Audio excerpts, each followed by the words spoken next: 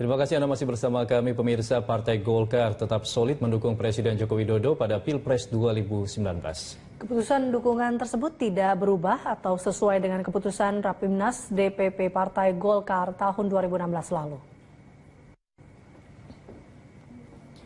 Sekjen Partai Golkar Idrus Marham mengatakan seluruh DPP dan DPD Golkar tetap mematuhi keputusan Rapimnas tahun 2016 untuk mengusung Presiden Jokowi pada Pilpres 2019.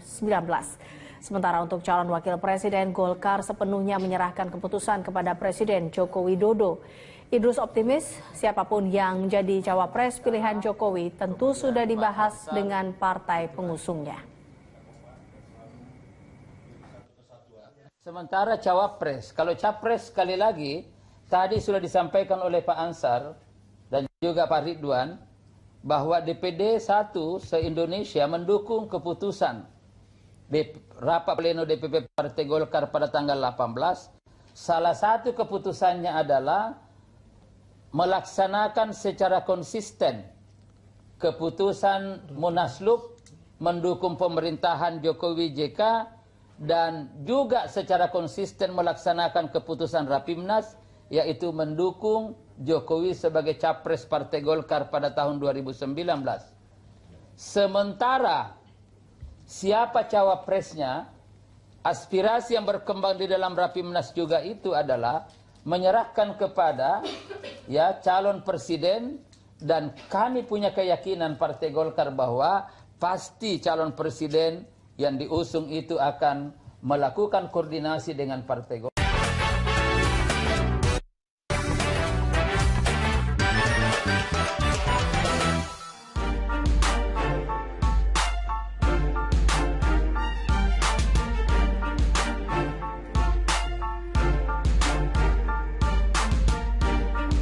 Masalah sampah itu terjadi di Indonesia karena kita mencampur sampah semuanya di satu, Mas. Padahal berdasarkan undang-undang persampahan dan juga berdasarkan peraturan pemerintah, masyarakat kita itu wajib untuk memilah sampah. Nah, sampah kalau udah dipilah, itu disebut sebagai material, bahan baku. Kita sortir, kemudian kita manfaatkan kembali sebagai material. Nah,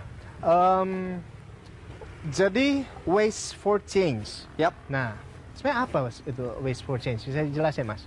Waste for Change itu wirausaha sosial. Kami adalah perusahaan ya, PT, yang kami punya misi bagaimana menyelesaikan permasalahan sampah. Bukan sekedar memindahkan, Mas. Di Indonesia saat ini mayoritas yang terjadi kita hanya memindahkan masalah sampah dari sebuah titik ke titik yang lainnya. Sehingga masalahnya pindah dan numpuk di satu wilayah ya. Menggunung gitu ya. Yang ditawarkan oleh Waste for Change adalah upaya menyelesaikan permasalahan. Jadi intinya kami menawarkan jasa mulai dari konsultasi, training, sampai ke langsung mengelola sampah secara bertanggung jawab. Nah, itu menarik tuh.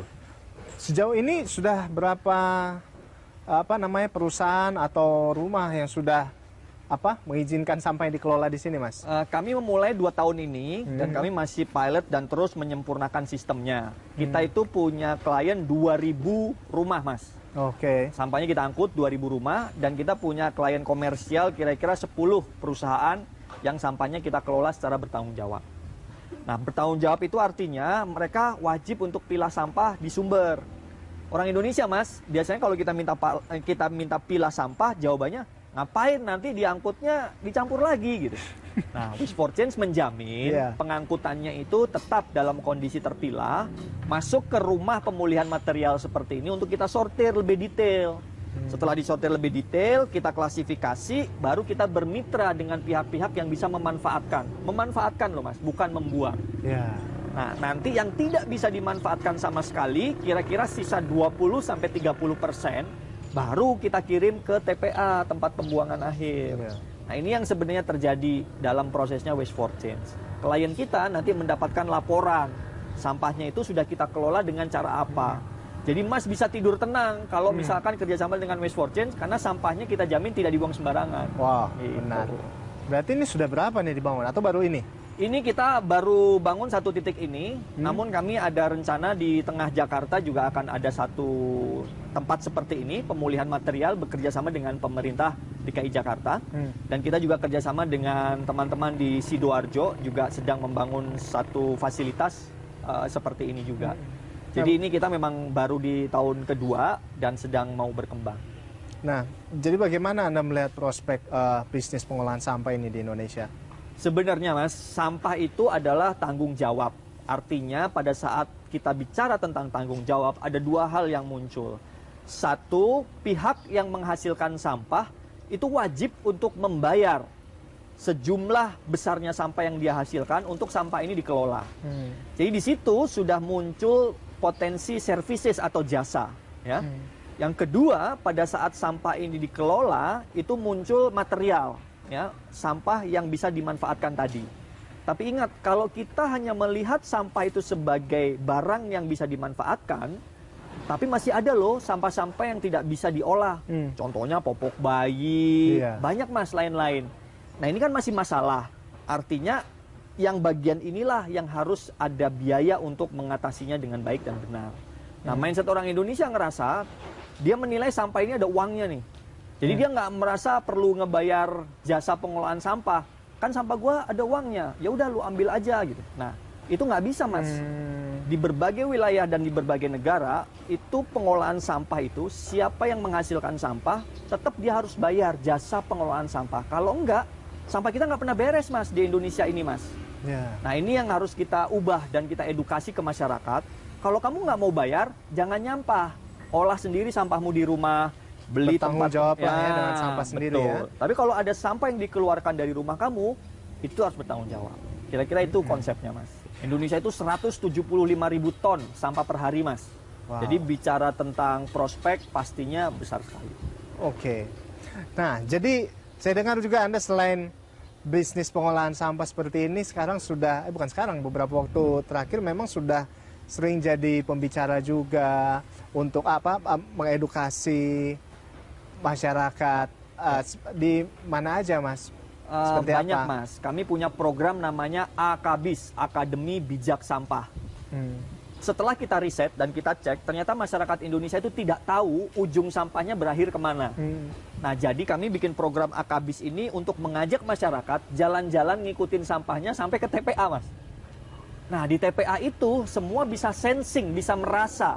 Dia melihat masalah sampah sebesar apa, bau, sini kan, iya Mas, baunya, rasanya, dan segala macam, supaya dia lebih punya empati. Bahwasanya memilah sampah itu sangat penting. Nah, kemudian kita edukasi, kita training cara yang baik seperti apa. Nah, kita punya program seperti itu. Kita punya juga program yang kita datang ke lokasi seperti ke sekolah-sekolah, kita juga ada. Selain itu memang kita sekarang banyak membantu teman-teman dari pemerintah, organisasi untuk membuat sebuah perencanaan, master plan, kajian. Jadi kita jadi konsultan untuk membantu mereka melihat tantangan-tantangan pengolahan sampah di Indonesia. Wow. Gitu Mas. Mantap. Nah, jadi Anda memanfaatkan 3R, 3R. Reuse, reduce, recycle. Yes. Oke, reuse, reduce, recycle. Bisa dijelasin Mas? Nah, jadi konsep pengolahan sampah itu memang yang menjadi pondasinya ya 3R ini Mas. Dimulai dari jangan menghasilkan sampah, reduce. Kalau terpaksa menghasilkan sampah, kita pakai ulang ya. Kita pakai ulang dengan berbagai cara. Kalau sudah tidak bisa dipakai ulang, baru didaur ulang. Nah, ini sifatnya urutan. Nah, Indonesia sudah lama dan sering mengkampanyekan dan mengedukasi tentang 3R. Dari dulu, Mas. Kurangi, pakai ulang, daur ulang, 3R, segala macamnya. Menurut kami perlu dilengkapi dengan membangun aturan main 3R dan infrastrukturnya. Bukti gampangnya itu, Mas, BPS punya data, masyarakat Indonesia itu mencampur sampahnya, itu 67% masyarakat Indonesia mencampur sampahnya. 13% mereka memilah, tapi kemudian dicampur lagi, karena infrastrukturnya nggak nyambung. Hanya 11% yang memilah sampah dan dimanfaatkan. Nah, bukti bahwasanya kita tidak menerapkan 3R sungguh-sungguh sebagai sebuah sistem negara, itu kita, yang tadi, data BPS tadi, harusnya kalau 3R dibangun, wajib masyarakat Indonesia itu pilah sampah, Mas. Itu kewajiban, ada di undang-undang, ada di peraturan pemerintah. Kalau petugas pengelola sampah seperti kami menemukan sampah tidak dipilah, kami punya hak untuk tidak mengangkut sampahnya. Harusnya seperti itu. Sekarang di Indonesia tidak, Mas. Kami yang dimarahin. Woi, kamu sudah saya bayar, mau itu dipilah atau tidak, tolong diangkut. Nah, ini kebalik jadi, Mas. Kita mengelola sampah di sekitar 2.000 rumah itu, Dengan 2 tahun kami edukasi, kami dampingi, kami beri infrastruktur. 40% yang disiplin memilah sampah, Mas. 60% sisanya cuek. Sisanya tidak mengikuti. Nah, disinilah sebenarnya kita butuh peran yang namanya sistem dan aturan main yang jelas. Jadi semuanya jadi tersambung satu sama lain. Kira-kira seperti itu. Oke, baik. Seru banget ya pemirsa ya. Kita masih akan ngobrol banyak lagi bersama Mas Sano. Untuk itu tetaplah di People and Inspiration. Kami segera kembali.